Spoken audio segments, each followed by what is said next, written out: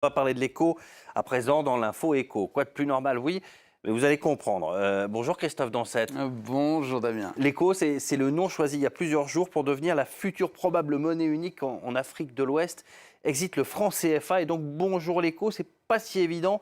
On va essayer de comprendre de quoi il s'agit ensemble de cette idée d'une monnaie unique d'Afrique de l'Ouest. C'est un serpent de mer, hein. Ce n'est pas une idée qui date d'aujourd'hui. Elle remonte en effet à la création de la communauté économique d'Afrique de l'Ouest en 1975 et dès le début de cette CEDEAO, les pères fondateurs se donnent pour objectif de créer une monnaie unique. On a même parlé à plusieurs reprises d'un lancement, notamment en 1983, mais à chaque fois, c'est repoussé. Alors, est-ce que 2020, comme prévu, ce sera la bonne?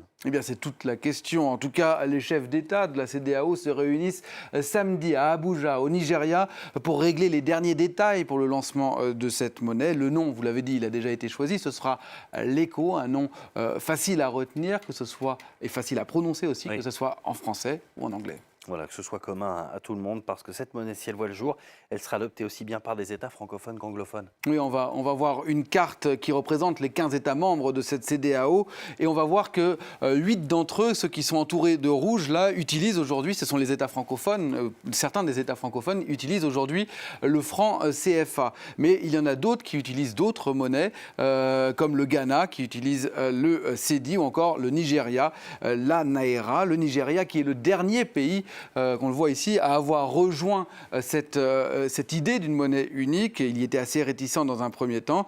Et ce n'est pas n'importe quel État, puisque parmi les 350 millions d'habitants que regroupe cette CEDEAO, plus de la moitié vivent au Nigeria. Le Nigeria qui pèse également pour plus de 50% du PIB total de cette CEDEAO. Alors comment elle va fonctionner concrètement, cette monnaie unique?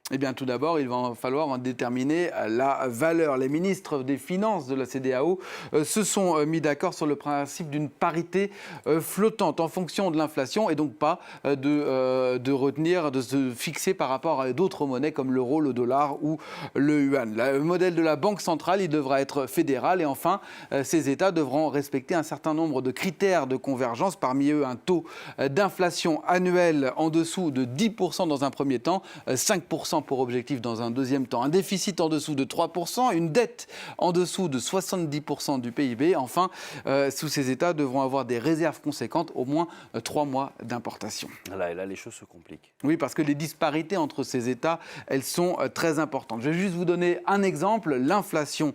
On voit des écarts extrêmement importants entre les pays de la zone franc, où les prix évoluent assez peu, 0,8% en 2018 seulement, et les pays anglophones qu'on a cités tout à l'heure, le Ghana, le Nigeria, où l'inflation dépasse pour certains les 10%. Donc on connaît une pression inflationniste très forte. Les pays vont donc devoir mettre en place des programmes ambitieux de convergence d'ici les 5 prochains mois. Et puis, il y a évidemment encore des détails très techniques, mais aussi très politiques à régler. Quel symbole pour cette monnaie, quelle figure, et sur les pièces, sur les billets, quelle imprimerie aussi, puisque ça c'est très important. Aujourd'hui, le franc CFA, on sait qu'il est édité à Vic-le-Comte, c'est tout près de Clermont-Ferrand, que vous connaissez très bien. Très bien. Damien, c'est-à-dire en France. Et justement, le CFA, le franc CFA dans tout ça, il est très décrié en ce moment. Il y a eu beaucoup de polémiques sur le franc CFA. Est-ce qu'il va disparaître? La réponse est non, pour une raison toute simple, c'est qu'il n'y a pas que les pays membres de la CEDEAO, qu'on voit ici en rouge, qui utilisent ce franc CFA. Il y en a aussi d'autres, ceux de la communauté économique d'Afrique centrale, la CEMAC, dont le Cameroun ou encore le Gabon. Pour eux, rien ne va changer. Ils vont continuer à utiliser le franc CFA, tout comme les Comores qu'on voit ici aussi, qui utilisent eux une troisième variante du CFA.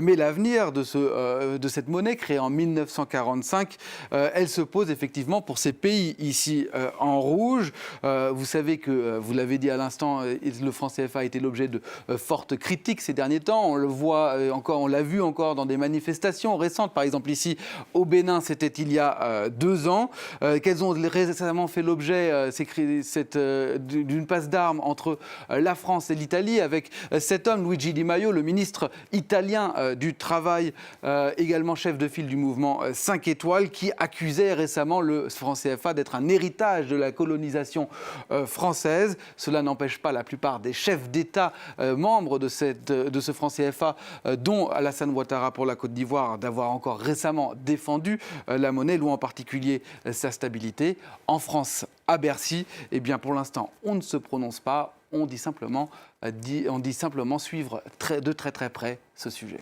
Merci beaucoup Christophe Dansette et merci à notre